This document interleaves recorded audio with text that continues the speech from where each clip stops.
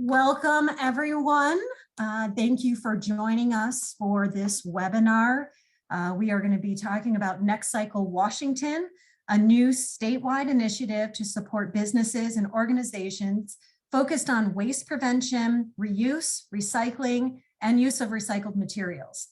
This program is preparing to launch in the next couple of months. And today, we have an opportunity to follow up on some engagements that have provided information to build this program. And today's yet another chance to gather more feedback to really help design a best fit to the needs of stakeholders like you who are joining us today. So truly appreciate you being here. And we're going to start going to the next slide. Quick housekeeping items. I'm sure all of you have been to several webinars and know a lot of this, but as a reminder, as an attendee, you are muted. So we can't hear you, but we would love to hear from you. And in order to do that, please use the Q&A button, not the chat button, but the Q&A button to submit your questions. This helps keep those questions organized and allows us to utilize them during the Q&A portions of our session here. Also, the webinar is being recorded, so we will have this available at a later date. Now, if we could go to our next slide. Here you see a collection of logos, and these are the folks that are behind NextCycle Washington. This is a collaborative project by nature, starting with the range of public funders supporting the program. King County laid the groundwork, got the ball rolling last year, and since then has partnered with Seattle Public Utilities, the State Departments of Commerce and Ecology, and the Washington Recycling Development Center. So we're very excited about this type of collaboration. And if we go to the next slide, you'll also see that there is a collaborative element with a team that is working to design and implement this project. And that includes Cascadia Consulting, Traversal, and RRS. All of these organizations are mission-driven firms. They're dedicated to managing change in a resource-constrained world through centering solutions around circularity, justice, and stakeholder engagement. I'd like to take a quick moment for you just to see who's coming up on the agenda, and I'll go over the agenda in just a moment. But here you'll see we have 4 speakers that are really going to talk about NextCycle Washington and the groundwork that has been done thus far.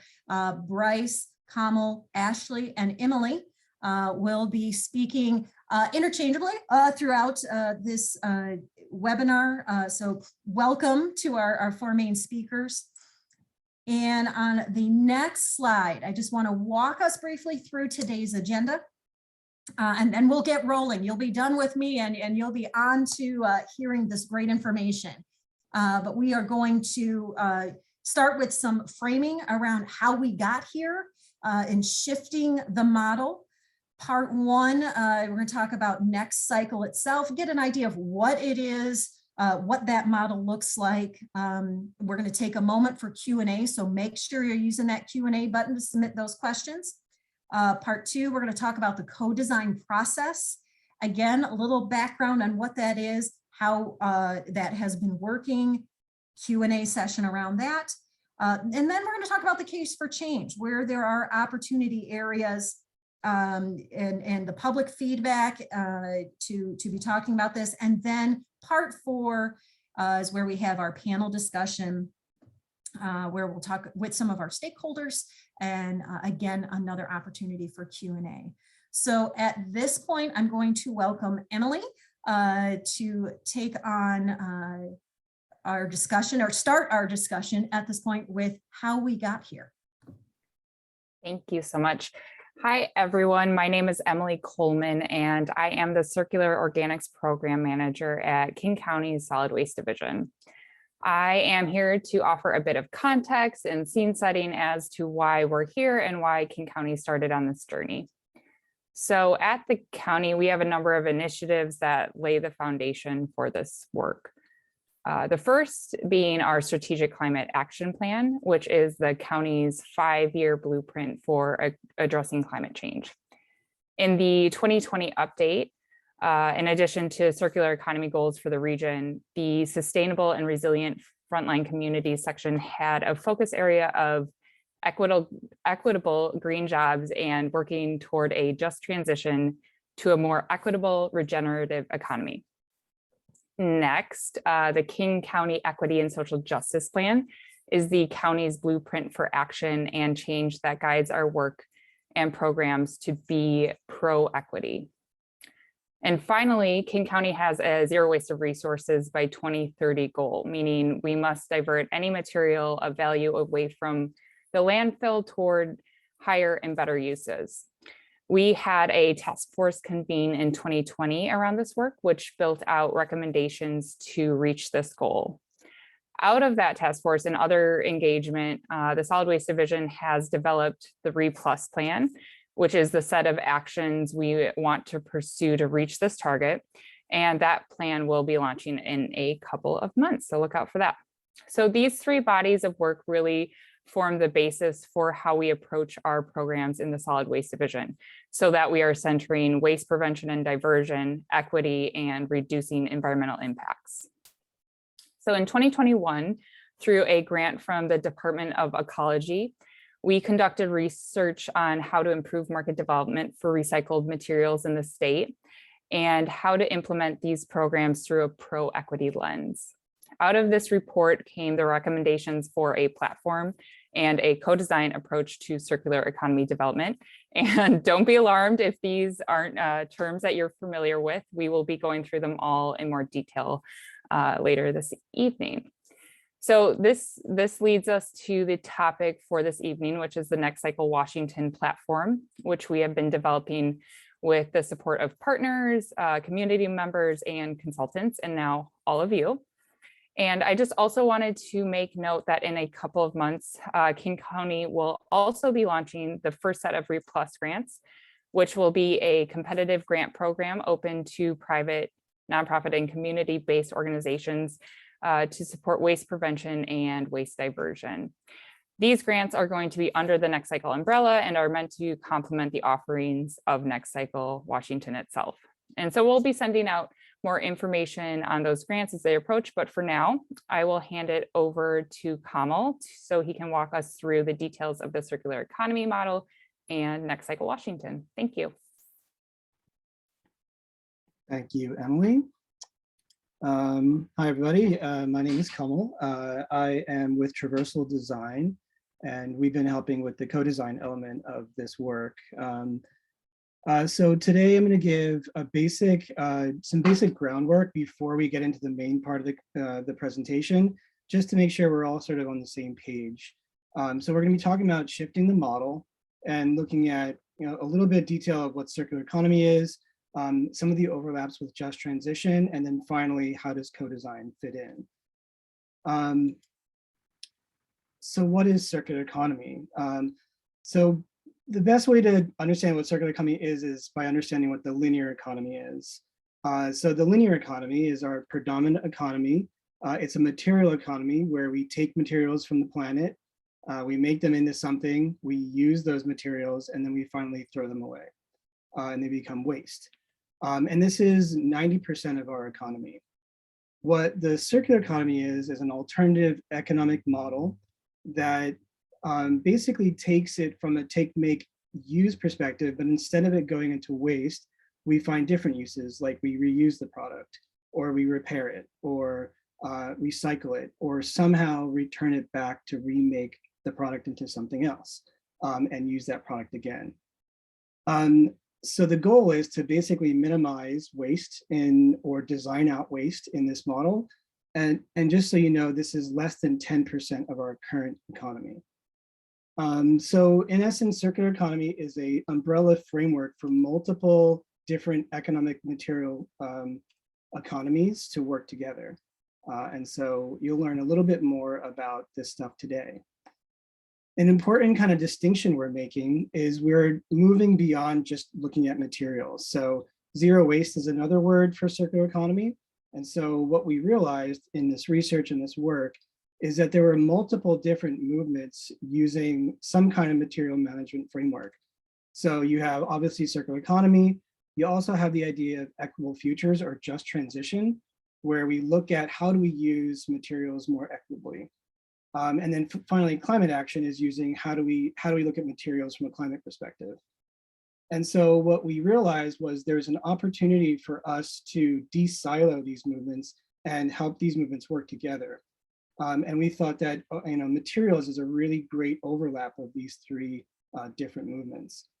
So that's kind of the sweet spot that we're trying to get to in this work. So here is an example of these three movements kind of working together. So the goal is how do we keep value in communities? So if you look at the image on the left, you have a business or something in the middle. They're paying for products, and then they're paying to waste those products, and they usually get shipped away. And there's a lot of pollutants that come with that type of model. So that's your typical linear model. What the circular economy kind of offers is a way for new materials to come into the system, for those materials to maybe get used, as soil. Maybe you can put them on soil. And if something does need to get, processed, that might be waste for one company or one group, they could potentially be food and new inputs for new businesses. So let's say like zippers, they could eventually, be used for another use and then used for that business. And then finally, maybe that business closes the loop and sends it to another organization. So basically what this offers is a way to keep value in the community. And it also is an idea around what is a circular economy. It potentially is new jobs in the community. So you can start looking at potentially just transition elements of local jobs, keeping that economic activity local. And also you can imagine that this might, use less energy. There might be less materials needed to create an economy like this. And so sort of you can see that there's three different overlapping potential movements in one sort of economic system. So this is kind of wrapping this introduction up. So this is the main kind of model that we're using for this work. What we're doing is we're basically taking the industrial model, sort of this pipeline approach of mass labor, large centralized, maker or markets to eventually mass market. So maybe large industries type projects. And what we're trying to do is create a paradigm shift and allow us to move more towards a platform model where it's indicative of mass participation, it's multi-scalar, it's collaborative. And this is kind of the paradigm we're trying to make. And what we realize is we need a system, a framework to be able to be more collaborative. And so this is kind of how we're applying the co-design model in Washington. So we have NextCycle Washington, and you'll hear Bryce talk a little bit more about this in the next section. And what we're doing is we're applying something called co-design to this. And so these are some of the elements of the co-design model.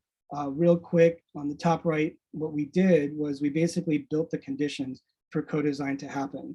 So we allowed more people in the beginning of the project to come in early, and it's a new skill to know how to work with different stakeholders early in a design process. So that's kind of what we did to start. We then had those different folks immerse in the line on understanding the problems. We had them discover some potential solutions. We had a design session where we came up with different ideas. And now we're coming into a place where we're starting to test and refine these ideas and finally eventually implement. And so right now where we are is in the design and test and refine phase. So we're kind of between those, and that's why you're here to help us kind of test these ideas and refine them. So next up, Bryce is gonna talk about NextCycle, and then after that, Ashley's gonna come up and talk more deeply about co-design. So Bryce, please take it away. Yeah, thanks, Kamal. I appreciate that. Thanks for setting the stage there. So yeah, as Kamal noted, our efforts to identify this way to support an equitable circular economy through a platform-based approach, kind of landed on this NextCycle model as a kind of framework that can fulfill that goal. And so for a little bit of background, so NextCycle was a model that was honed by our firm RRS, and it was first deployed in Colorado in 2018, and then subsequently adopted by the state of Michigan as part of their recycling market development strategy. So, the beauty of this model is that it's meant to be adapted to a given location. And so, I'll start by giving some of this background and describe the core essence of this model. And then as this meeting continues, we can continue to kind of see where we can adapt it to really best fit the needs of Washington. So you can go to the next slide. When asked to boil down NextCycle into one concise concept, it's business support, mentoring, and networking, and access to funding pathways to help circular models grow and thrive, right? So before I go any further, I want to kind of start with this diagram to kind of unpack what do we mean by circular models. It's not just jargon. I want us to kind of understand this together. So, in short, these are business models or projects that result in this circular flow of material that Kamal was referencing, where recovering at the end of its useful life and then plugging it back into the economic system as an input. So on your left of this butterfly diagram, which is kind of an adaptation, a simplified version of the Ellen MacArthur circular butterfly. The left side is an organic or a regenerative cycle that feeds into the food system. And so that's where you get your food waste, and maybe that's going to be rescued or added value or composted or digested. On the right side, this is inorganic materials that feed into the packaging or consumer goods production systems. And so that's where you get, your models that based on share or repair, reuse, refurbish, or on the outside recycle. And so kind of as you look at this diagram and digest it a little bit, you'll see that there's a lot of different types of models that can plug back into the economy at different stages. The tighter circles there have a shorter journey with less inputs and energy required to get there. And then the outer circles is a more complex journey to prepare the material for kind of input back into the system. And so, I say this to just, mention that within the NextCycle program, all of these models are potential targets for us to support. These types of businesses and projects are really what will ultimately power a circular economy. So this what takes it from, really what's something that's conceptual to something that's really practical and implementable. So next slide, please. So really a central premise of the NextCycle approach is that these circular models really should be market-based solutions. In other words, they need to be designed in a way that are self-sustaining, and so that there's revenue sources that are greater than or equal to the costs involved in operating that model. Without such, kind of in our theory here, the models have limited opportunities to be scalable. So if we want to have an impact, we need to create these models that are self-sustaining. And so we really need to kind of recognize that the materials collected at end of life, they have inherent value. And that value is as inputs for creating new products, whether that's through reuse, repair, rescue, recycling, or composting. And I'll say the waste prevention is also included here as well. And there are clear market-based solutions for waste prevention strategies that are inclusive in this program. Next slide, please. So here now is NextCycle. And there's that phrase again for kind of boiling it down very, very simply. And these are the core elements. And so on the left side, you will see what we call the core elements, and that includes what we're saying is a seed grant, which in previous iterations have been up to $10,000, and they're used as early stage infusion of capital to get an idea off the ground. And then paired with that is an accelerator program designed to take existing models that have shown early success and help them to scale and grow. So this is direct support provided primarily by NextCycle staff, consultants, and experts and residents, and also relies on external partners as needed when those skill sets are needed. And so these resources are provided through a competitive application process where those that are selected to go through the program are done so with a cohort of peers. So they're not only learning kind of directly from the NextCycle team and mentors and experts, but they're learning from each other and collaborating with one another and creating partnerships with their peers for kind of added value. On the right side of here, you're seeing the network elements that allow this program to be more than the sum of its parts. So that includes a partnership program aimed at encouraging collaboration and support between those that are engaged in the network. And that includes the applicants, but also those that are maybe supporting the applicants. And to really ensure that the governance, collaborative governance is a tool and a method that we use to make sure that the funding and in-kind support, those are distributed equitably. And so that's a really key part here is that decision making and governance that is done by an external third-party body made up of that diverse group. So we'll talk a little bit about these elements here moving forward. Next slide. So here, let's start here with the core elements and how they interact. You can kind of advance it a little bit slowly. So I do want to make note that this is intended for private businesses, organizations, and institutions. And so that's really the frame here. And as you kind of look here at the left side, the Renew Seed Grant, these are, like I said, early stage focus. It's direct funding, so there is funding involved, and there's a little bit less emphasis on programming. So it's more kind of a funding tool. And then on the right side here, it's a focus on growth. And so there's not direct funding related to this. So you apply for the accelerator, you're not applying for funding, but you're applying for support. And that support is really to help pursue larger capital investment, whether that be state grants or private investment or a combination of the two. There is a combination, that support comes through a combination of individualized consulting and mentorship, in addition to boot camp and pitch competition. And so that's some collective learning opportunities, and the pitch competition is really kind of the end result of all this, where these ideas are put in front of investors and other partners in order to really help to accelerate that. And so as we advance it a little bit, you can see how they interact. And so these tracks are meant to interact with one another, where the Renew teams can, graduate and move on to an accelerator track. And then meanwhile, the accelerator teams, they also have the opportunity to apply for direct grants to fund, small aspects of their project plan that are required as like initial hurdles to kind of get them to the next step. And one thing that I want to note with the circular accelerator in particular is this concept that I'm going to introduce here, and I'm not going into huge detail, but we are implementing this through what we call innovation challenge tracks. And so each track has a specific focus. And we're going to talk more about this when we launch the program. But just as a preview to kind of land it, the ideas right now is that we're going to have an upstream track focused on waste prevention reuse and a downstream track focused on recycling and composting models. And so at the time of program launch, we'll be providing a lot more detail about these different tracks, who's eligible, how many applicants will be selected, the timeline for application and programming, et cetera. But I do want to just kind of introduce that concept right now so it starts to sink in a little bit. Next slide. So where is NextCycle? Let's talk a little bit about Michigan here. So this was launched in 2020, and in its first year plus, we've received 240 applications. 90 teams have been accepted in the program. Nearly $500,000 have been distributed in micro grants. There's been 113 formal partnerships created, and then 3 million in public and private investment.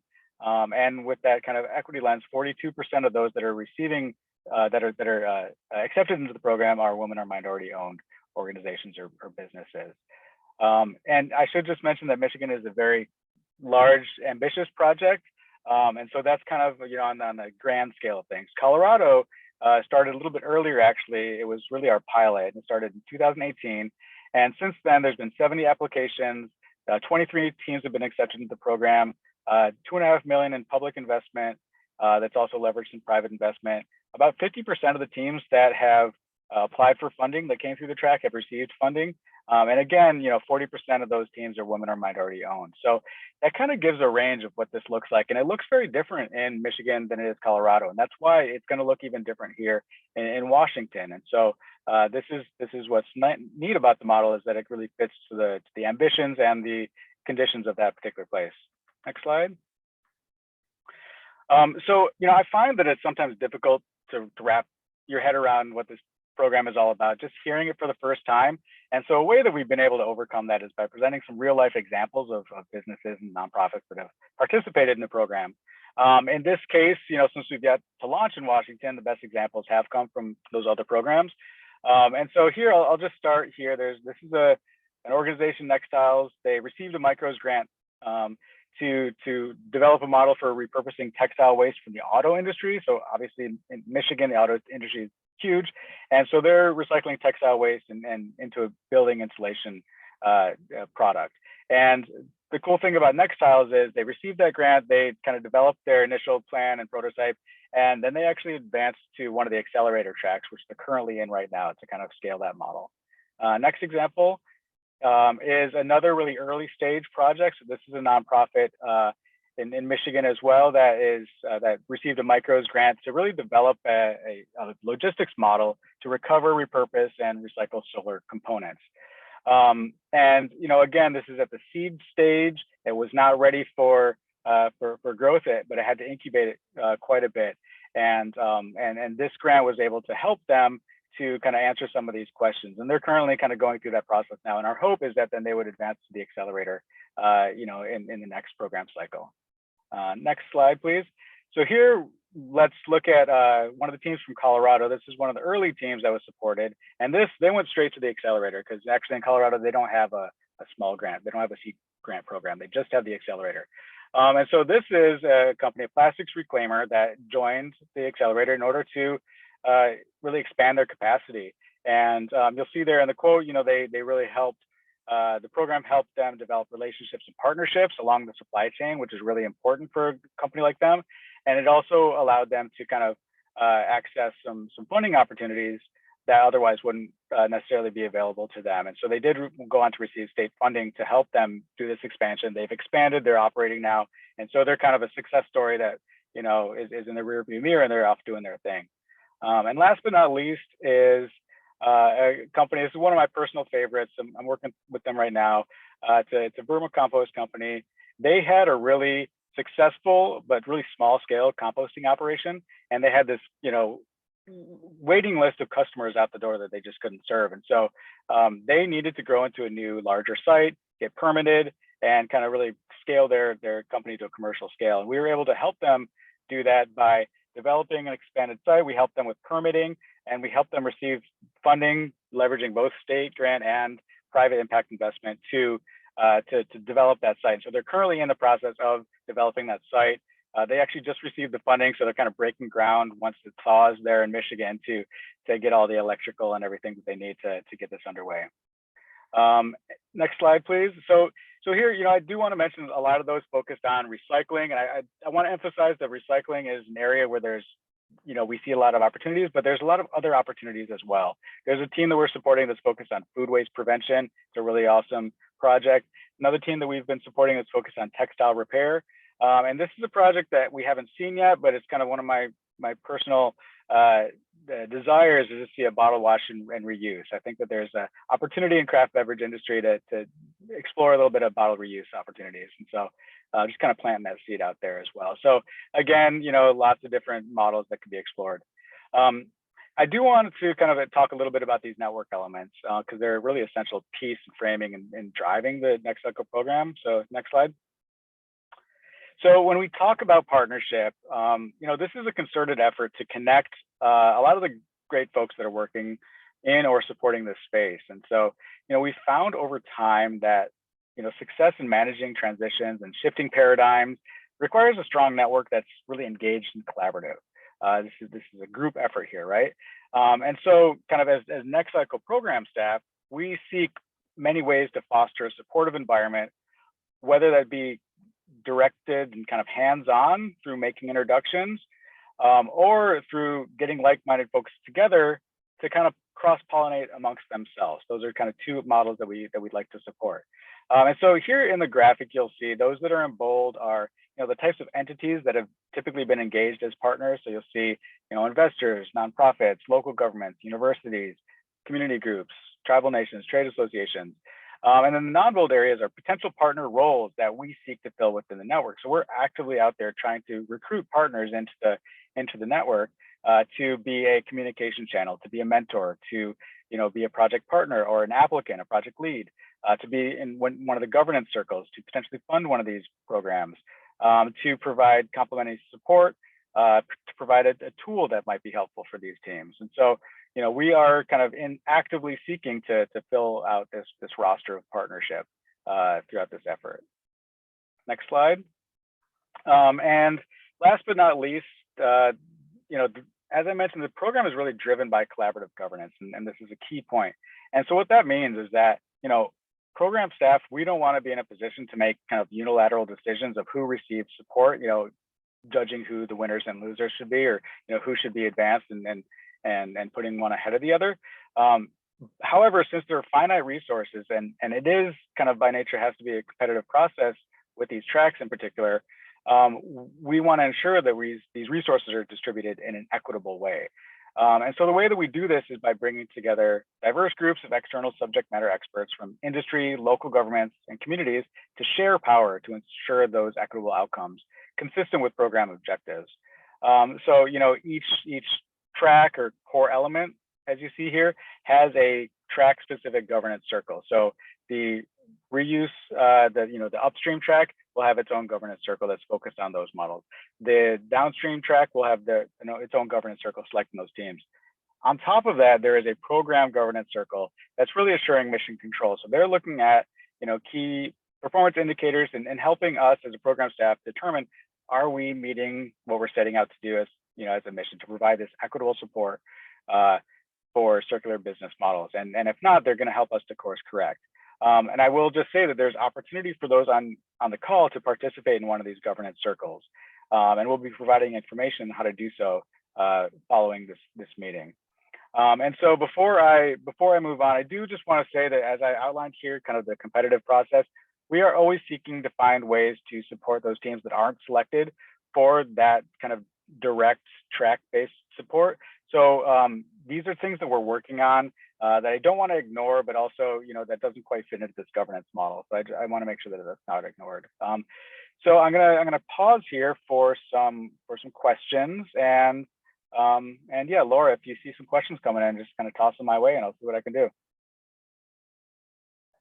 Sure, Bryce. We had one question come in that I answered on text because I know we're going to talk about this in a little bit.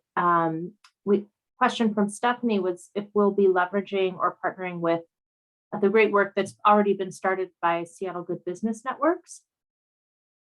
And I said, absolutely. So tell us a little bit more about that. Yeah, and so, I'll punt it a little bit because we do have Nico from Seattle Good Business Network on the panel later. But that is a really good example of the type of partnership that we're looking for. We don't want to reinvent the wheel. This is not intending to come in and provide redundant opportunities. And so part of this process, especially right now in the pre-launch, is understanding what great work is out there already and seeing, okay, where can we refer folks to those programs that already exist, and where can we complement those? And so we're really looking for complementary pieces. Anyone that's doing work in this area, we see as a partner, and we want them to see, okay, what can I provide to the NextCycle network, and what can I receive from it? And so, if you're doing this work and you want to be engaged, and you're wondering how this complements your work, work with us, talk to us. We'll give you some opportunities at the end to reach out to coordinate with us. And for example, we have a weekly call now with Seattle Good Business Network, working to kind of see how some of their programs, and I won't jump ahead, but seeing how some of their programs can complement and feed into the NextCycle program, and how we can then refer folks back to them. Great question. I don't see anything else popping up on the Q&A stream, but I want to give folks a chance to formulate their questions because there's so much information. And I love that in the chat, there's dozens of folks on this call who seem really excited. And I'm so glad that folks have been able to join us today on this. So one more call. Oh, here they are, a couple open questions. Are these opportunities open to the entire state of Washington? Yes, so this is designed as a statewide effort.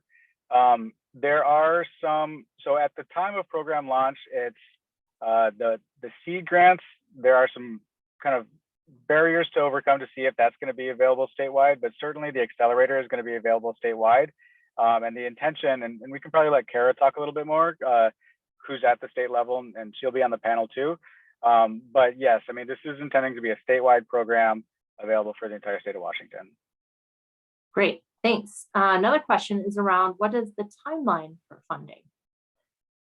Yeah, so the timeline at this point, and we're in pre-launch, so best laid plans and everything, but we're hoping to announce kind of have like a program launch at the end of March where we'll talk about specifics of the tracks and provide a lot of details, and then the application period would open in June. The funding for that, there's usually a probably a 4 to 6 week process for selection, and then there's some several more weeks to get that out. So I would say that gives a rough timeline. We're still working on the details, but application period will be opening in June as planned right now. Okay.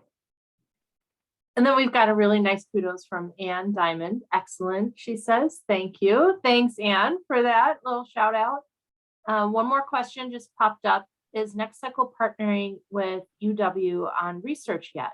And Christoph says he'd love to connect us with folks working on in sustainability there. So that would be great. Let's plan to connect. We haven't brought UW into the process yet. I think we worked to engage them in the small co-design circle, and they were unavailable at the time, but we're definitely intending to work with the universities, and so that would be great to have that connection.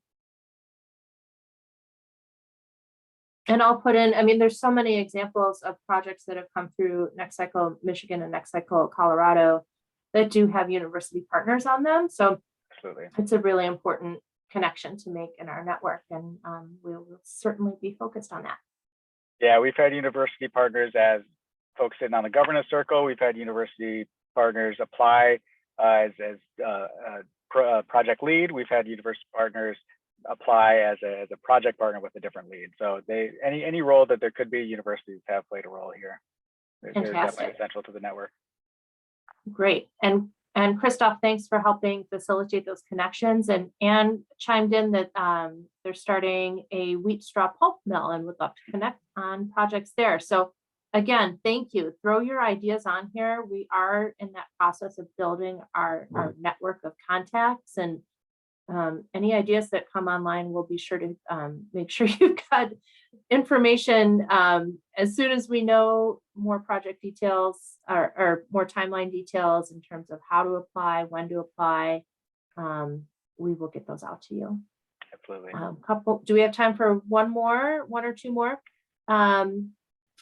Aaron says, would the grants or accelerator pieces only apply to companies that help Washington State exclusively? Yes, that is the focus here is on organizations that are focused on Washington specifically. Yeah. Okay, I see a clarification. Also, if it's Washington, but also other states, the kind of eligibility criteria is if it has an impact in Washington. So it wouldn't, I wouldn't say that it would exclude if there's also an impact elsewhere, but there needs to be, demonstrating an impact in Washington. I think we're out of time.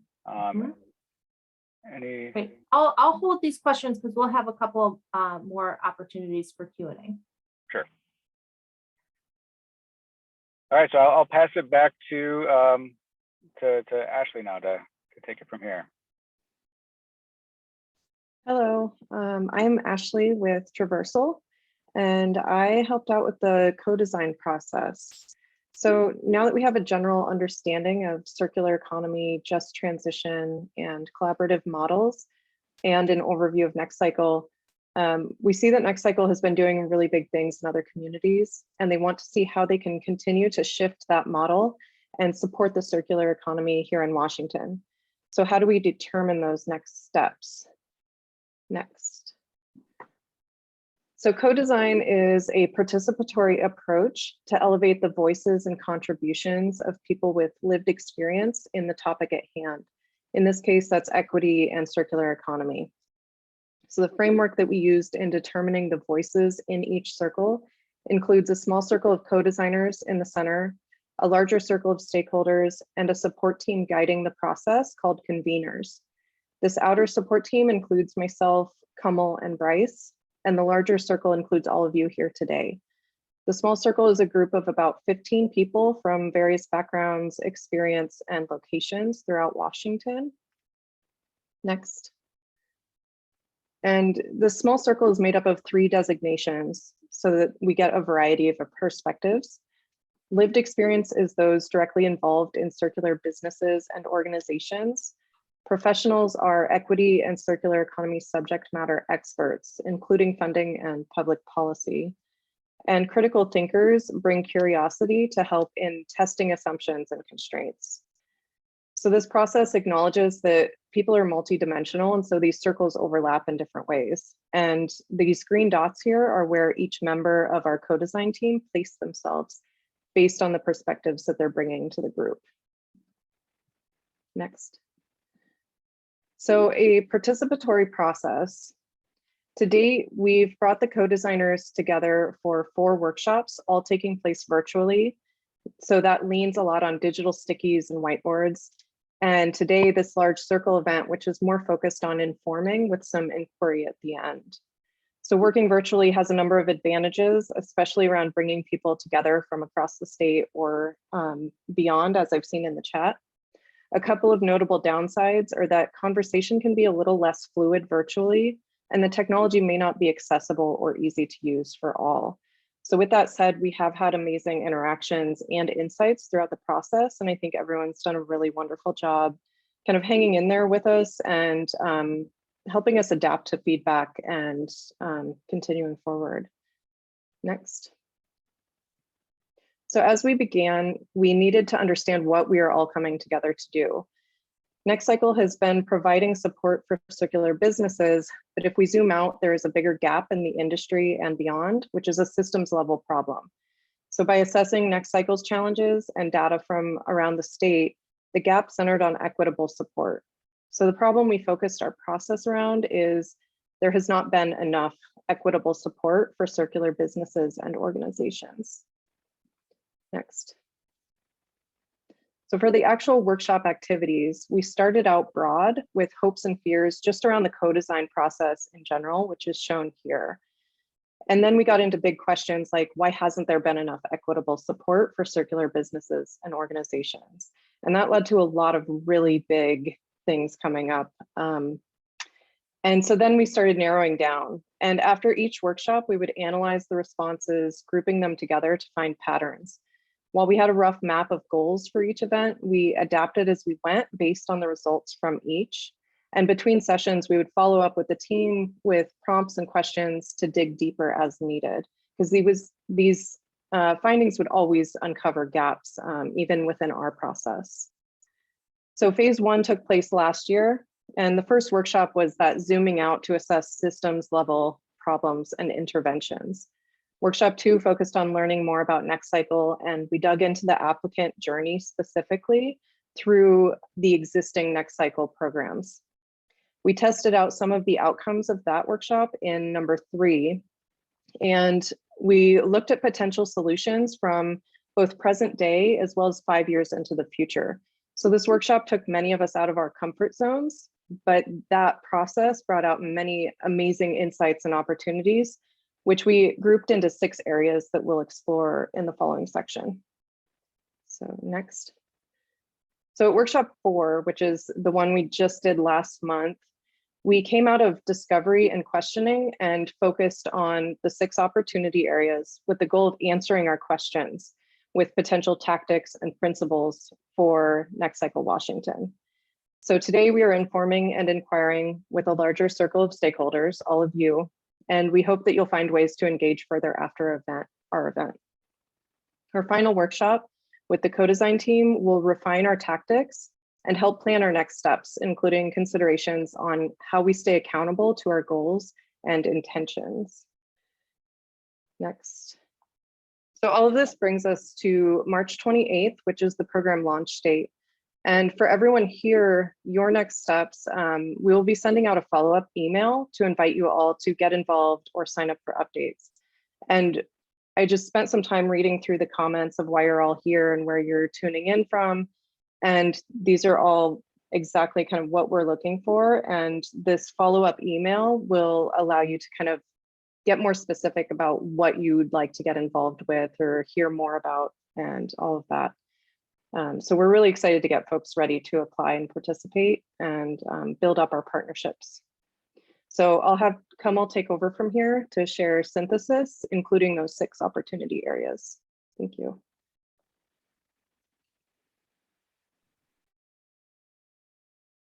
Thank you, Ashley. So what I'm going to do is basically a synthesis of what this group, this small circle of about roughly 15 people came up with, and we kind of helped along with the process. What came out of it was basically our main sort of, I guess, archive or what's the word? Output. What we're calling a blueprint, and also the like Ashley mentioned, the 6 opportunity areas. So I'm going to kind of walk people through some of the pieces that you've seen, and then we're going to kind of put them all together so you can understand NextCycle at a bigger lens, and then see where the interventions that we're currently working on. So right now you learned about the Renew Seed Grant and the Circular Accelerator model. So basic, understanding of those pieces. NextCycle kind of had this idea of like, how basically the model is based on an applicant discovering NextCycle and applying for either the seed grant or the accelerator. And then finally, there's a selection phase and a participation and funding phase. And we put this in front of the participants, and they kind of looked at each different phase of the journey, and they dove deeper and asked questions about that specific area, and sort of talked about potential interventions.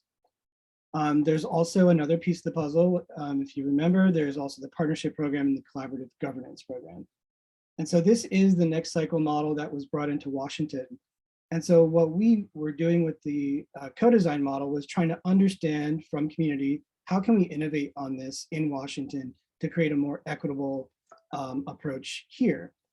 And so one of the main kind of needs for the community was they wanted to get beyond just an application. They wanted to be able to come in to the NextCycle ecosystem at sort of any stage and really kind of manage like what it's like to, maybe I'm not ready to apply, but I'm very interested in being part of this effort. And so you can see that, there is maybe a growing startup, maybe it's someone interested in governance, maybe it's a funder. And so they can come into the program now into a discovery phase and not just apply, but understand and potentially get part of the partnership program or the governance system. We also realized that there was a greater need outside of just looking at NextCycle. We also need to see what was the systems layer that NextCycle was coming into. So NextCycle is actually coming into an ecosystem, right? So we created a model where we allowed for kind of looking at, what is the edges of NextCycle? So what is an orientation and vision setting of someone learning about NextCycle? Like who is telling them that story about NextCycle? How do those people know what NextCycle is and what the vision is? Maybe on the edges of partnership and relationship, what is the relationships that need to be created outside NextCycle that need to come in to the system? What are those relationships? What are they doing? Governance and leadership. What is happening outside of NextCycle, and how can we tell the story, and how can we find leaders in the ecosystem to come into NextCycle?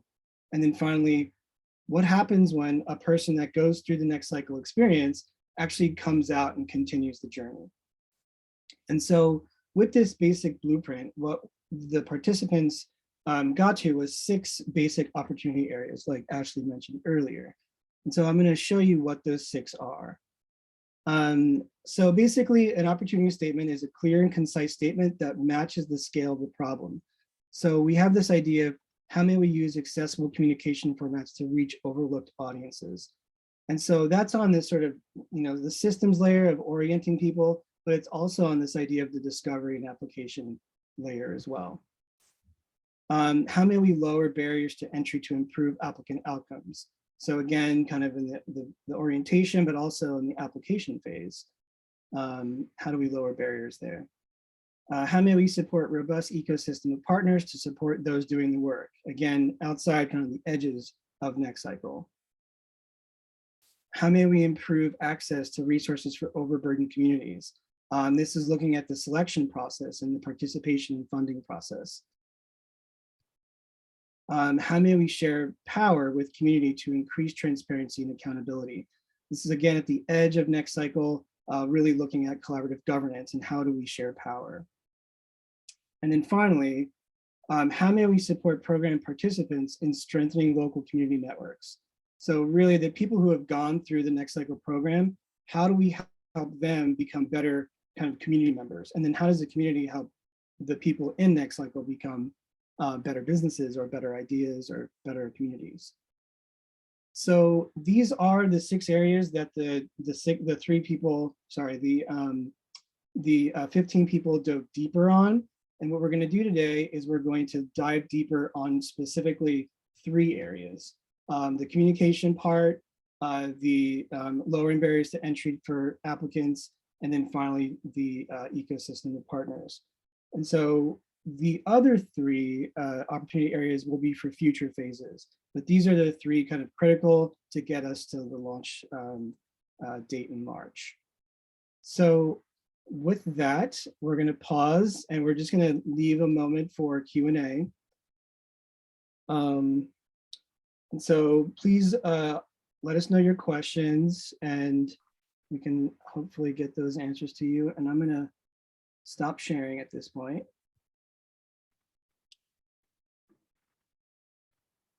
No questions have popped up yet, Kamal. Okay.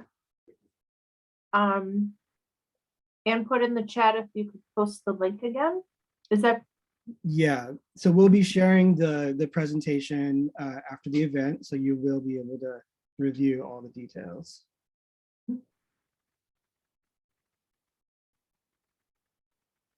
Thanks. Thanks, Andy. Any questions about the blueprint?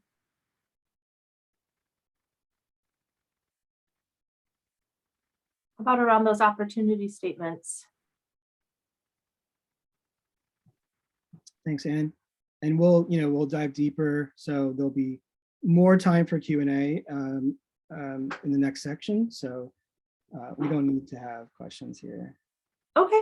Maybe yeah, we're doing nothing's popping up. So it does mean you're doing, one question. For the discovery option or phase, will there be learning collaboratives? That's a great question. Yes, we actually have a specific question related to that very question. So that's a fantastic question, which we're actually going to dive deeper into in the next section. So thank you.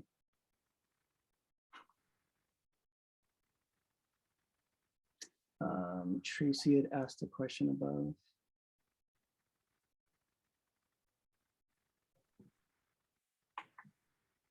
Tracy, I'm looking for it. Oh, I'm sorry, Tracy, that got moved to the answered part by accident. Tracy's question was if an artist in residency at the transfer station would be a good fit for the program.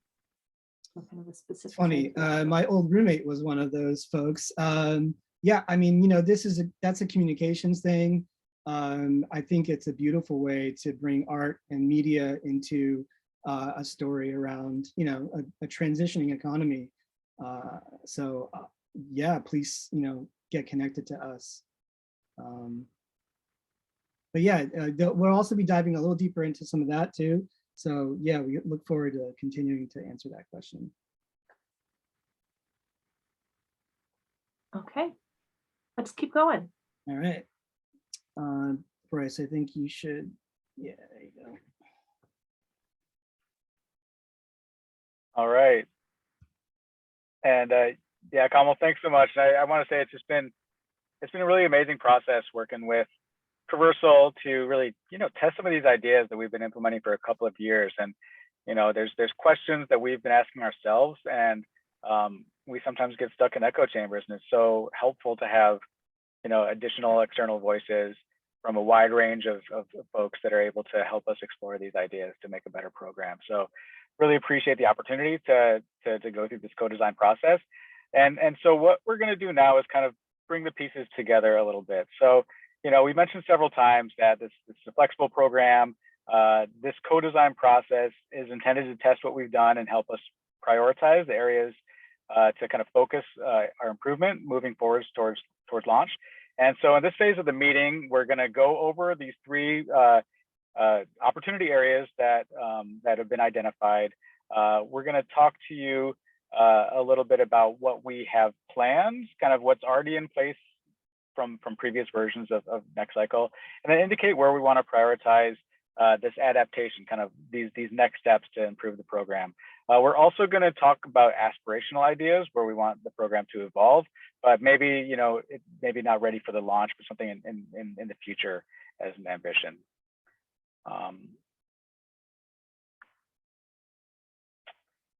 So let's start with opportunity A in the discovery phase. How may we use accessible communication formats to reach overlooked audiences?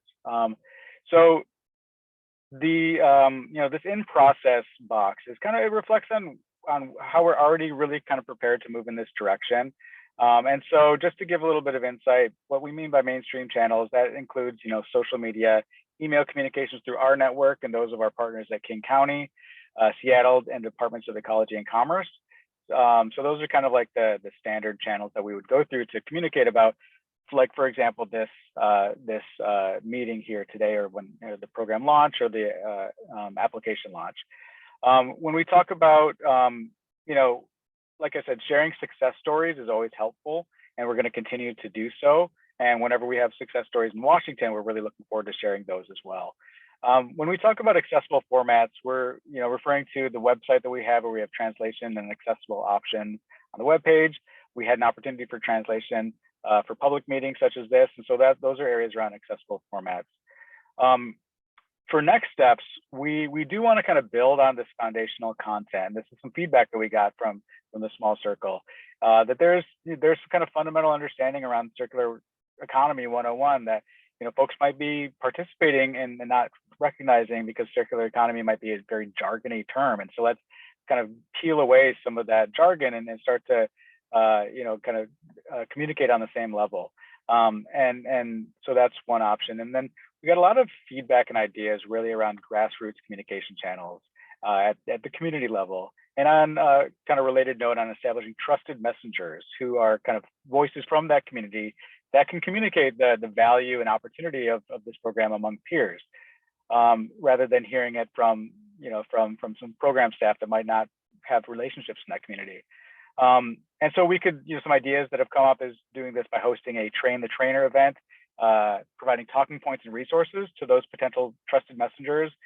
And then kind of moving to the right, kind of taking this to the next level. An aspiration would be to have a full statewide field team of trusted messengers that kind of have reached all the corners of the state. In addition to more tools that could allow potential applicants to engage with data and resources to inform their ideas through these interactive data visualizations. So kind of here on the right, we see these as longer term aspirations that we're building towards, whereas the next steps is something that we can really focus on right now in the near term. And we're going to be seeking some feedback in the next section around that. Opportunity B, as we're moving kind of from the discovery into the application process here, how can we lower barriers to improve applicants' outcomes? So here we have planned, the application itself is meant to be relatively easy to fill out. It's an online application, which we understand could have some barriers to access. And so we provide office hours to help navigate that process. And so that's program staff that are available to those potential applicants to help navigate that process.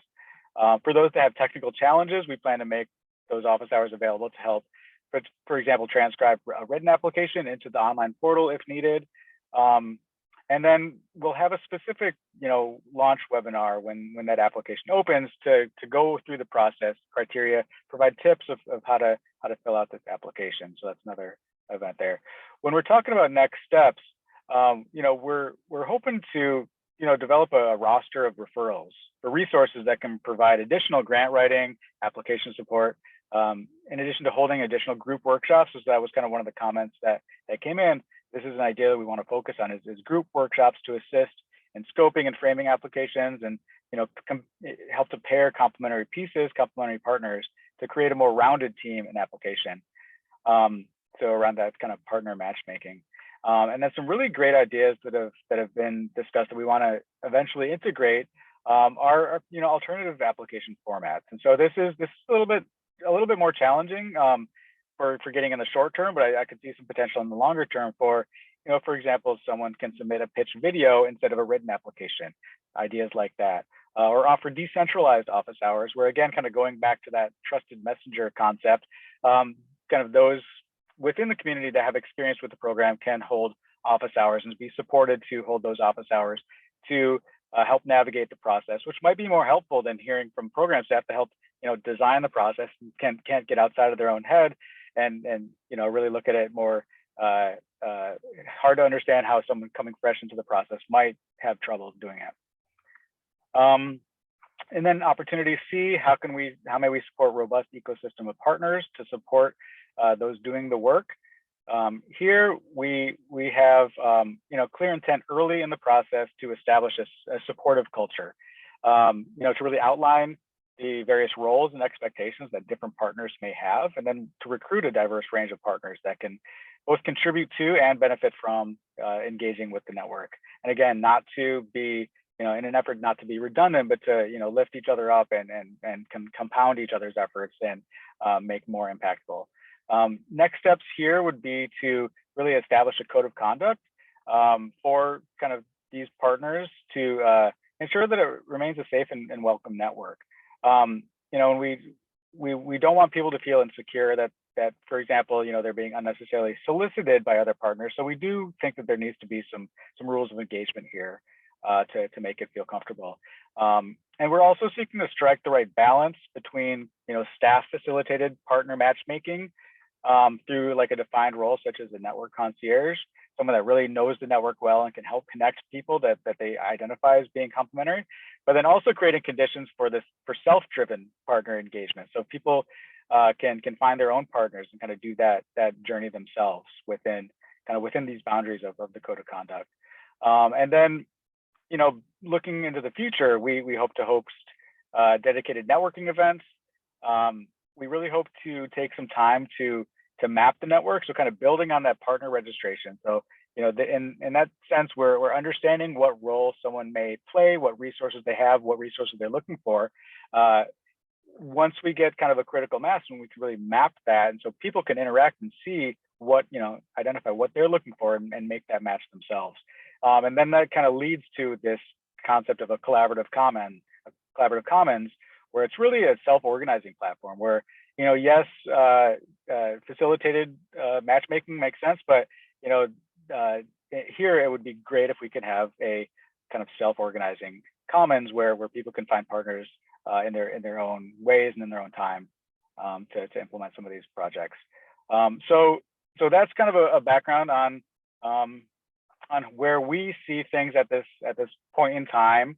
And then here's where we're going to kind of seek all of your feedback now around some of these points. And so we're gonna dive into some of these areas and hear how we can do this better. And I guess the premise is that what we've identified, this is not the end of the story. We're hoping to hear from all of you to continue to improve this. So we are gonna do some polling here with a tool called Poll Everywhere. And so there are some instructions that I want to give you. And so there's not a ton of questions, but there's some that we think will be really helpful. There's two options for engaging with this poll. You can do it on your phone, in which case you will text the message recycle123 to the number 37607, just as the picture there as well. most of you, since this is a webinar, you might be online. And so a very easy way as well is to just go to that website, pollev.com/recycle123. And when you do that, that will activate, that will kind of get you into the poll. And as soon as we post a question, you'll be able to answer. And so to test things out, I thought it'd be fun to do a little icebreaker just to make sure that the poll is working. So what we're asking is, what was the first concert that you attended? And so this is going to be your chance to test to make sure that you can use this platform.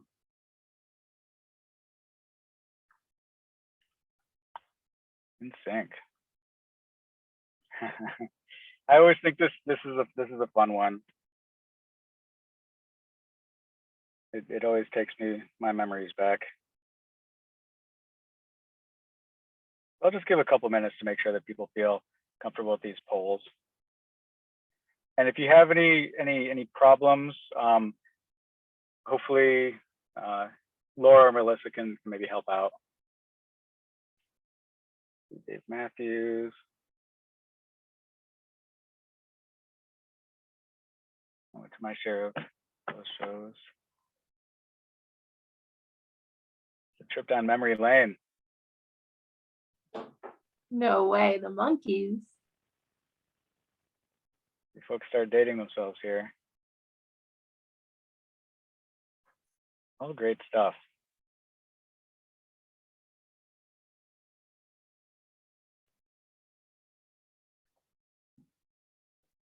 Nice, Lollapalooza.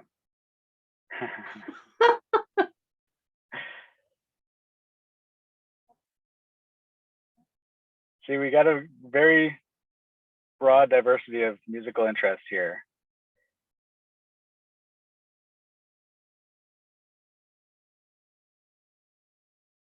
All right, so I'm gonna move on to the next one. Seems like folks seem to have this working, so that's good news. So when thinking about opportunity A, we don't want to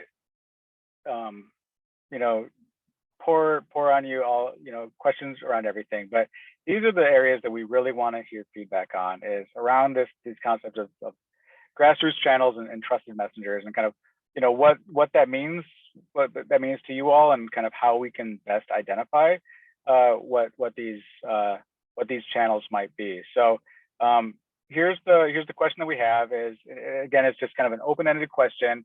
What are your most trusted sources to get information and updates about opportunities? So when we're providing updates around when the actual launch is happening, when we have the applications opening, if we have group learning opportunities, and so I see like a business network, King County newsletter. So this is a great start. And so I think that you can provide broad answers, but the more specific you can get will be a great help. Because what we can do is, we develop a communications plan as part of this, and so we can take this output and kind of integrate some of these ideas into our communication plans to make sure. And again, our goal is to reach communities, voices that may otherwise be overlooked. So we talked about the mainstream channels. So these are ones that are going to kind of get us into the communities and reach those that may not be engaged with those mainstream channels, or may just kind of overlook them.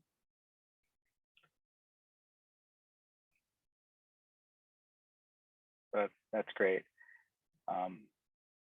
Circular PNW, Instagram.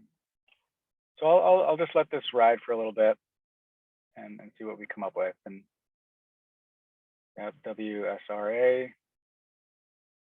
We do plan to be at that conference, and so hopefully we can see some of you all there and talk more about these opportunities. The timing is great with WSRA this year.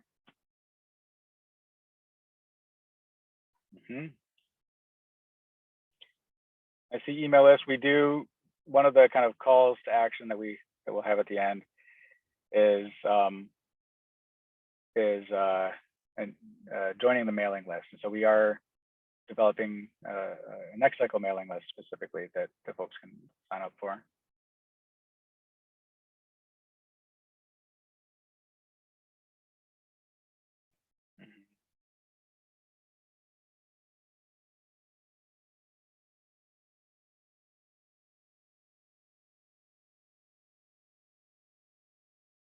newsletters.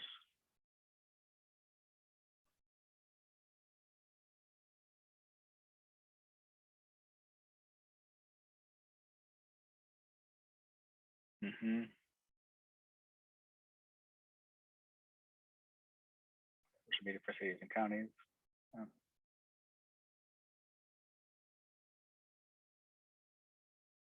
SMS updates, that's interesting. I think we've considered that before.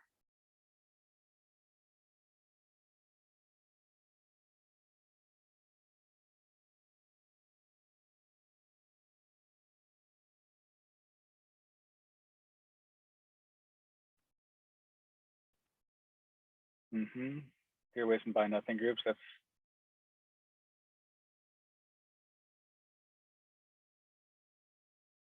great. Well, tons of great ideas. This is excellent.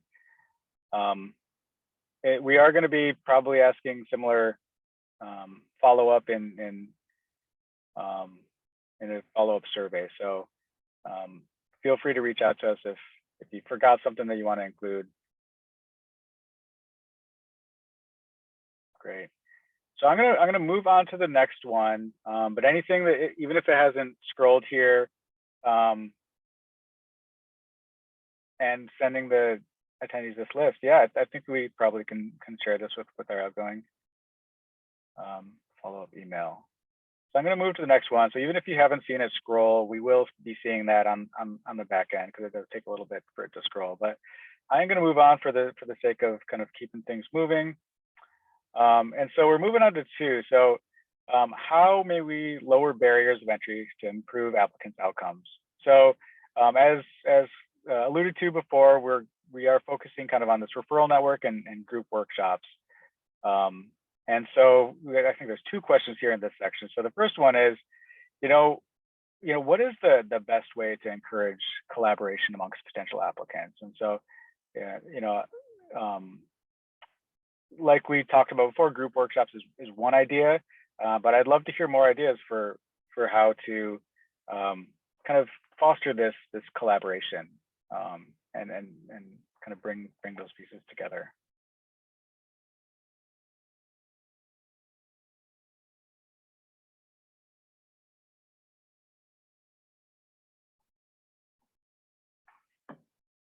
I'm not seeing any yet. Happy hour, yeah. So kind of like a networking event type of thing.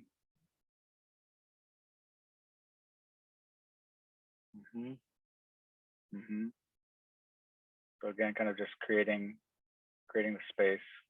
This event right now. Yeah, I haven't been looking at the chat, but hopefully there's some of this happening in the chat. Board posting. Kind of like a virtual space and a physical space. Yep. Vacation parties.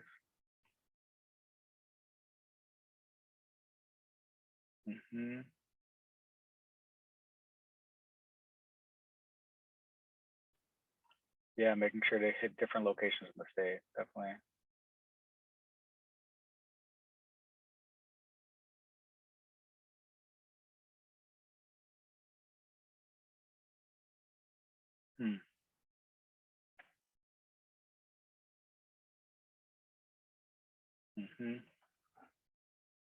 Existing community events. Yeah, and again, that's a good theme of, not trying to reinvent the wheel. Let's tap into these efforts that are already taking place and work together. I like that.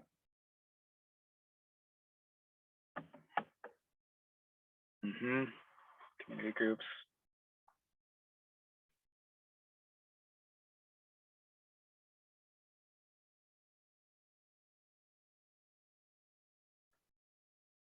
Sector clusters. Maybe that might fit into like the mapping, kind of clustering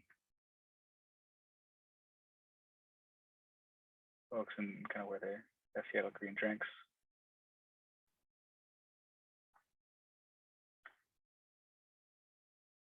Doubling down on green drinks. Cool. Well, that's great. I'm gonna move on to the next question, but great feedback there. A lot of it just around kind of networking, getting folks together, getting people in a virtual or physical room together. Universities, great. All right, so I'm gonna move to the next one. So, so now we're talking about, specific resources, whether that be, for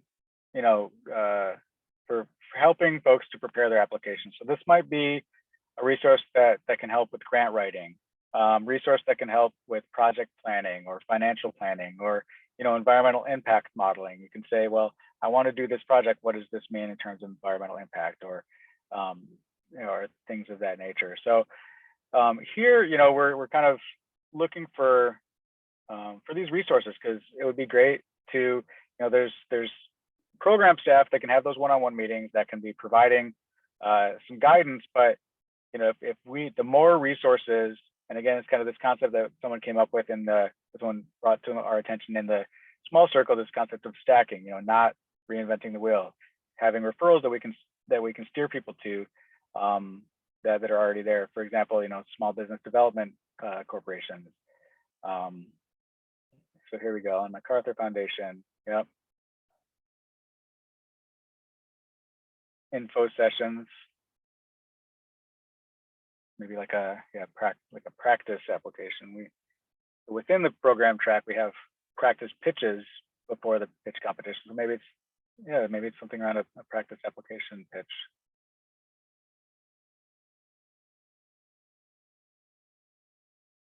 Yeah, I think we can certainly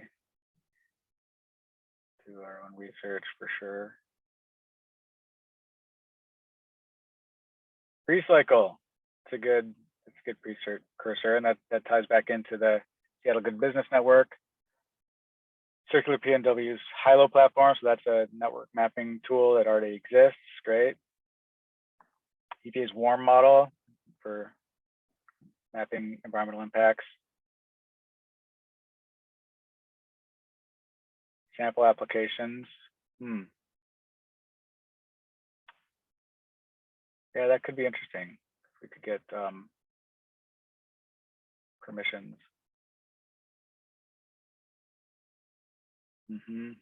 Examples. Clear list of the criteria. And that is something that we include in the application, is what the criteria is. But I think an opportunity to unpack that a bit would be great. Yeah.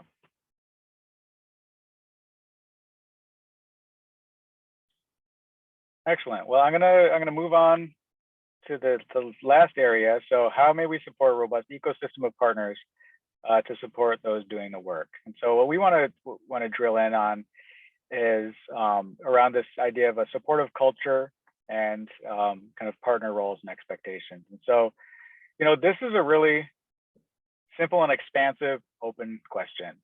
And we thought that it would just work best to just kind of put it out there and leave it open. Like what are some strategies for building a supportive culture with the platform like this? So, I would love to hear your ideas, what's worked. I'd also love ideas of what hasn't worked, should be avoided. Some pitfalls that you've seen is, this is really kind of toxic and created a culture that wasn't supportive and really turned off a lot of people. So would love to hear more about that. And then, in kind of a follow-up survey, we're gonna dig in on partner roles and expectations, and kind of poll you on what roles you might all play, and give some opportunities for feedback on how you might engage, whether it be on a governance circle, as a partner, as a potential applicant, so on and so forth.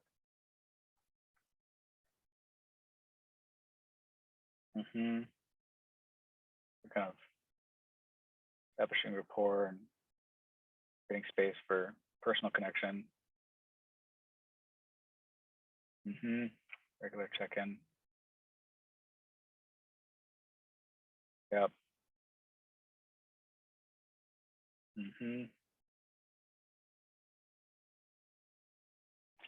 Yeah, that competition is it's it's a struggle for us for sure, is balancing inclusion and competition.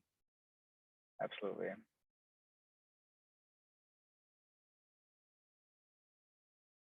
Shared tools. Mm-hmm.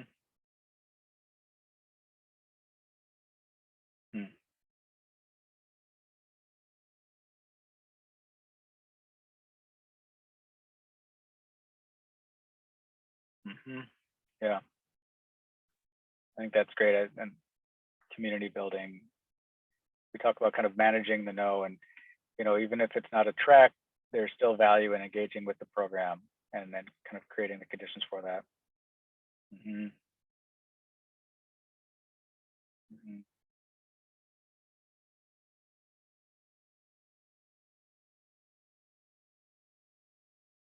Mm-hmm.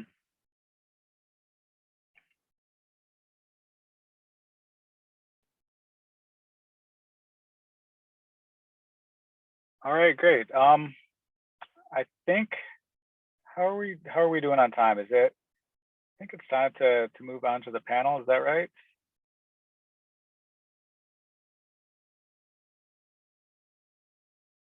All right, so what I'm going to do now, and thank you guys so much for the feedback. And like I said, we're going to be sending out some more feedback offline.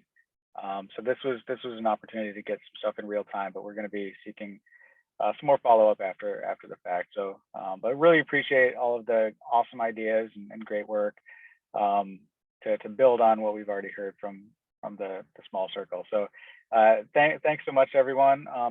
So I'm going to shift gears here, and yeah, I feel like I've talked way too much on this. So I want to invite Trayana, April, Kara, and Nico to turn on their cameras and turn on the cameras and their microphones.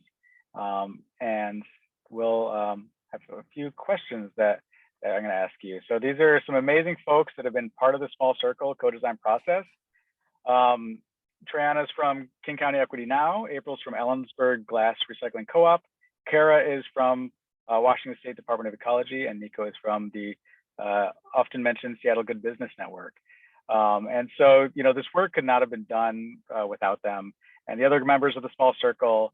So I want to include them as well. And we're really extremely grateful for their engagement so far. It's been great, and I'm really thrilled to get them in front of you to hear some things from their perspective. And so I think that's going to be really helpful. So let's see. There's my view. There's Trayana. And I apologize, I can't get my video to work, so. Well, that's all right. We can still hear from you, April. And so what I'm going to do, I have some questions that I'm going to pose to you all. I'm going to start with Kara, and I'll ask her this question, and then I'll allow the other panelists to jump in. But so Kara, I just want to ask, what is your motivation for engaging with NextCycle Washington so far? Kind of talk a little bit from your perspective. Yeah, that's great. I love this panel of photos up here. I look really confused. It was my attempt to do a selfie on the beach. So thanks so much for having me here. This has been an amazing experience. The Recycling Development Center work that the state is funding, partnership with Ecology and Commerce, is about 2 years old. And one of the things that tell a little bit of a story. One of the things we did a couple of years ago in 2021, just after COVID started, we couldn't get much done because of hiring freeze. Nobody could go anywhere. We couldn't do anything.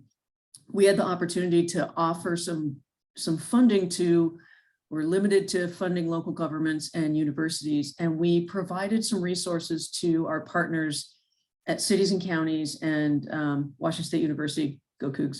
And they did some great work with the money that we couldn't put into use. So turn around and look at what somebody in Kittitas County does because it's important to Kittitas. Look at what happens in Port Townsend because it's important to Port Townsend. This sort of takes that and spreads it even bigger and farther. The opportunity to work with, and this was one of the King County's grant that Emily mentioned, was funded in that way. And they put together this idea. And so now take it and make it spread bigger. My favorite statement is the Department of Ecology doesn't recycle anything. I recycle at home, but right, we don't do it. We're the state government. Let's put some funding to work to give the companies that are doing these great and innovative things the opportunity to make things happen.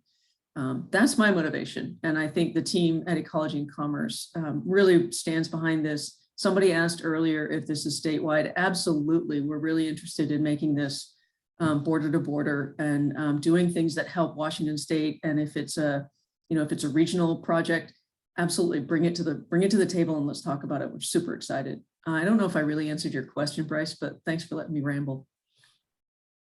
No, that's excellent. That's great, and really, hoping that you can emphasize the fact that it's a statewide program, has support from Department of Ecology. So, and Carrie, you've been great to work with. It's been a pleasure to be engaging with you and to continue doing that. So, you want to invite, I don't know, Treyana, do you want to mention a little bit about how you've what your motivation is here, and maybe expand a little bit how you see yourself as a partner within the NextCycle network? Absolutely. Thanks so much, Bryce. You guys have done a great job presenting this out to this amazing group here tonight. I will say that for me, I first got my glimpse of circular economies while I was studying urban studies, particularly in Europe, and seeing how they had already models around circular economy and kind of these zero waste economies, micro neighborhoods. And so bringing my work forward to community and Africatown Community Land Trust, they always thought about the Central District as an ecosystem. How do we have a campus-wide kind of activity that is engaging community members in different industry sectors? And so that work is being done to a certain degree. But I love the model of circular economies because it really brings it to a whole nother level when we're talking about zero waste and when we're talking about businesses feeding into each other.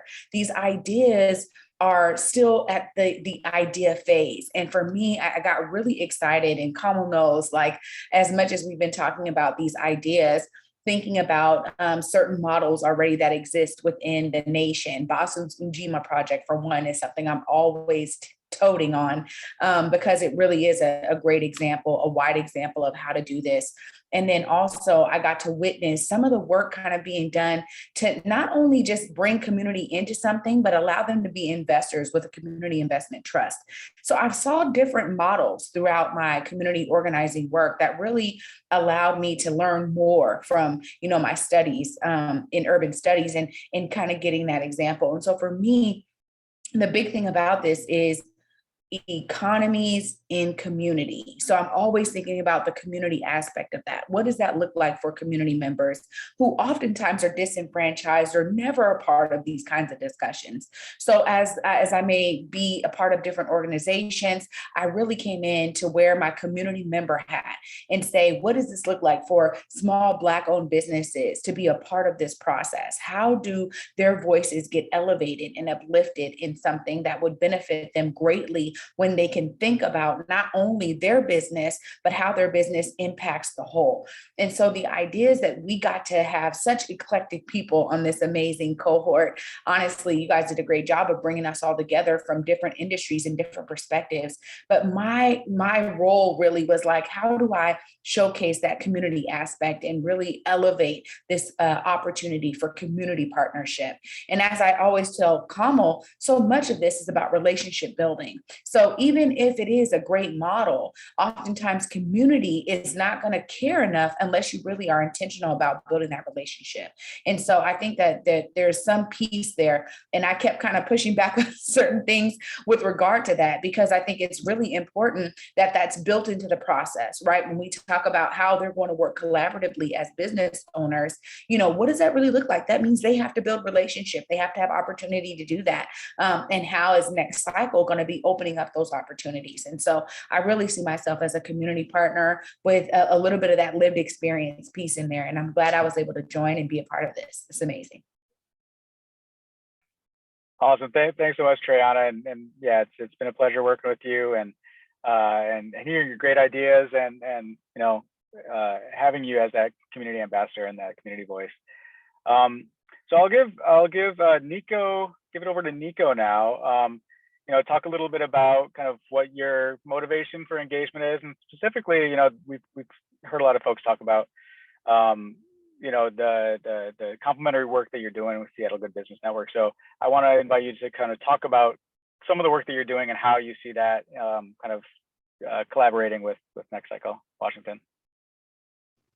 Yeah, thank you, Bryce, and thank you everyone for being here. And I think, you know, Triana really summed up beautifully what personally, you know, why I'm invested in this work as well. And from Seattle Good Business Network standpoint, and just for some basic context, we're a nonprofit working across Washington State with a mission to connect and inspire people to buy, produce, and invest locally so that everyone has that sort of connectivity and that meaningful stake in the local economy. And so with that very broad mission, we naturally have a really broad spectrum of programming to do that work that's so closely tethered to circular economy principles on a socioeconomic and socio-environmental justice level. And so with that full spectrum of programming, we have Good Food Economy to Seattle Made, which is a program that serves over 650 small urban manufacturers and producers, a youth workforce development program that supports local low-income and BIPOC youth, connecting them to meaningful career opportunities, and then all of our sustainability programming that supports businesses, particularly small businesses, through resources like EnviroStars, the Materials Marketplace, in partnership with the City of Tacoma, and among others. And so I feel like the collaborative opportunities with NextCycle are really are endless, because the circular economy really means so much more than serving one industry and one sector. And so one program we're particularly excited to launch is the Pre-Cycle Innovation Challenge that just has a lot of natural alignment with NextCycle. And so we're collaboratively developing and hosting that with Zero Waste Washington, with partial funding from the Washington State Department of Ecology. And this program is going to be a pitch competition for university and college students, as well as business startups. Applicants across the Pacific Northwest will be eligible to apply.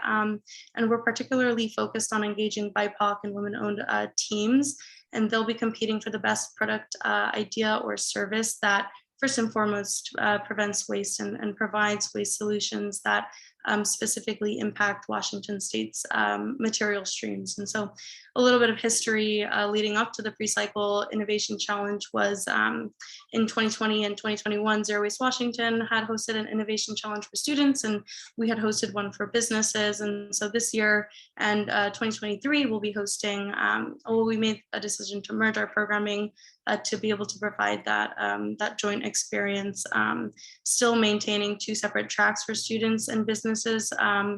And it'll be a pretty robust 5-week program consisting of mentorship and coaching and idea development for all participants. And it'll culminate in a final event on May 23rd. And we'll be hoping to, you know, convene all folks, a public audience, participants, and partnerships for a half day of learning and sharing through presentations.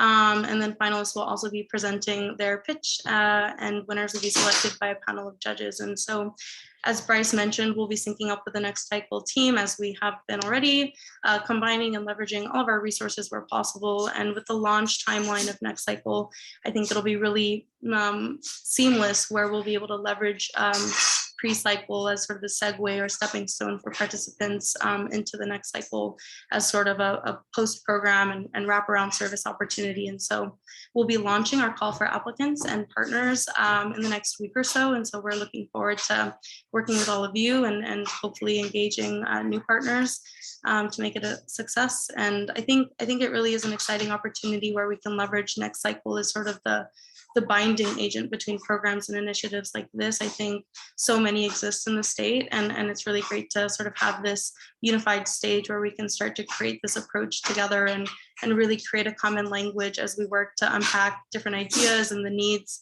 and kind of just make our transition towards a circular economy as unified as possible and inclusive as possible. Yeah, that's great. Thanks so much, Nico. And you know, it's a little bit serendipitous, the timing with the Pre-Cycle and the NextCycle, and it just kind of, you know, it makes me feel like you know, the right things are happening at the right time, because I think it is, like you said, it's a seamless stepping stone that one can lead to another, and who knows what opportunities might present themselves for those that come through NextCycle the next time. And And I also like how you framed that as, NextCycle can be the binding agent to bring all these things together, and really emphasizing that, don't want to be duplicative and let all you do the great work. And to the extent that we can fit some pieces together, we'll try to do that. So thank you so much, Nico. So April, I want to kind of hand it over to you now. Sometimes I get lost in the program is sometimes a little bit complex. And so what I want to hear from you perhaps is, what you think the most important thing to share to someone that's really just hearing about this for the first time. So maybe if you can kind of like tune the clock back and like when you heard this for the first time, compared to where you are now, what would be a really good thing to share to someone to help them really grasp what this is and how you see the opportunity? Yes, Bryce. Thanks I so appreciate having you having me here from the eastern side of the mountains and letting me use my voice. This has been so interesting learning about the King County networks. When I first heard about NextCycle I was at the advisory meeting at the Recycling Development Center advisory meeting on the Zoom. And since I've become involved with glass recycling over the last year and a half, I've been saying that there needs to be a collaboration between the public and the private sector, with universities. All of them need to come together. And I remember I read this quote somewhere that contrary to popular belief, it's not competition, but cooperation that actually gets things done. And so this is really showing us here, talking to Trayana and Nico and you about how all this is coming together serendipitously. It's kind of because we're working together rather than competing. And so when I first heard about NextCycle, I just jumped on it because it was like kind of very similar to what I've been thinking about. I've read the Recycling Development Center's the handbook put out by Evans University. And one of the case studies was the Arizona state and how they have access to their landfill. And I think it's the city that supports it, and the university students work there in an incubator style. And so this just seemed like something that could be kind of similar to that. And these tracks where I think these contests are really exciting for university students that are, maybe they're not so much business minded, but they're more inventors, innovators. And so to help support them with their needs, which might be funding or somebody that can help them with a business. Or also local governments that are having some sort of solid waste problem, help them with pairing them with these innovators. Or if it's someone that has money and they're looking to donate to the cause, they want to solve glass recycling, like what we're trying to do, they can somehow work with you and solve that problem because you have like a pool of all of this.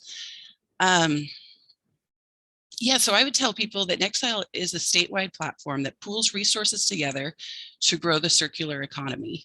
Do you have an innovation, or are you an entity that wants to donate, or are you a local government that has a solid waste problem? Check out NextCycle Michigan or check out NextCycle Colorado, and they can their websites have a lot of information. And I might also want to talk about circular enterprises, because a lot of people might not understand how important circular enterprises are and how realistic they actually are going to need to become. Historically, they're hard to get off the ground. They don't generate a lot of money, except for large corporations that monopolize the space. So I believe that the circular enterprises are essentially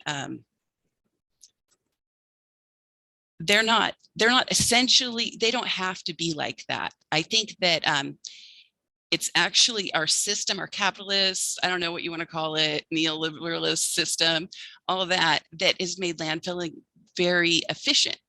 And that's actually not the most efficient because extraction of raw materials, it just makes that more preferred because garbage is out of sight, out of mind. And so it goes to some mysterious place. And so of course, these raw materials are thought of as the only way to come up with these materials. An ordinary person doesn't have time. They don't understand that, you know, you're extracting on one end, you know, you're mining mountains, you're drilling, and then you're landfilling. So you're filling the, you know, deep holes like the ocean, outer space, wherever it goes. And it's can't go on forever. You know, it's just, so we need to, we need all hands on deck is basically what I'm saying. So, so NextCycle is a platform that helps all hands be on deck. You know, policies like regulations and incentives, so local governments can help with that. Inventors, like the minds of our university students, but also patented technology, innovative technology. I've seen a place in Las Vegas make glass, uses 500,000 beer bottles to make a building. And we also need entrepreneurs, like business people that, you know, they're self-directed, they wake up in the morning, they're motivated, they're envisioning a brighter future for themselves. And so this will inspire people. And so all these entities, these local governments, these innovators, and these entrepreneurs are disconnected entities usually. And so through NextCycle, they are assisted, they come together, and then they're assisted in creating pathways to winning solutions to the complex problems that are involved in creating circular enterprises. Great, So that's, thanks. Yeah, thanks so much, April. And yeah, I think you nailed it. You know, big problems require big solutions, and all hands on deck, and that's what we're hoping to do here. So I want to thank the panelists. Really appreciate getting your insight, and thanks so much for sharing. I do see there's potentially a question here in the Q&A, and then we're going to kind of wrap things up. So I'm just going to share my screen while we do the Q&A. Any final questions that we have. Kind of call to action here. If you join our mailing list, then you're absolutely going to get any updates on upcoming events and engagements. And so that's one thing that you can do today that will allow you to stay involved here. And then if you keep your eye out for the survey that's coming out after this, there's going to be some additional opportunities there where we can, you know, potentially gauge interest on other roles that you all might want to play through partnership or in the governance channel, governance circles or anything like that. So I will take any final questions here, and I'll actually invite Kamal and Ashley to kind of come put their cameras on as well for this last piece, and really thank them for pulling this all together. They were leading the way today and throughout this co-design process. So I know I talked a lot, but want to make sure that they are centered here because they've done so much of the work. I'm also being told to mention LinkedIn in closing. That's where we have our kind of where we're hosting our social media is coming through LinkedIn, and then going elsewhere. So come find NextCycle Washington on LinkedIn. You'll get some information, some links there. So one question that I see here, do we have a pipeline of companies that we expect to apply already? And the simple answer is no, we don't. But we would love to start building that. And so if you are an interested applicant, that's going to be something that you'll be able to indicate on the survey that's going out. Or if you know of potential applicants that you think would be a good fit. You have an email address here. Reach out to us. We're going to start building that list and encourage them to join the mailing list as well, so that they have those opportunities. And Ashley, anything else you want to add to that?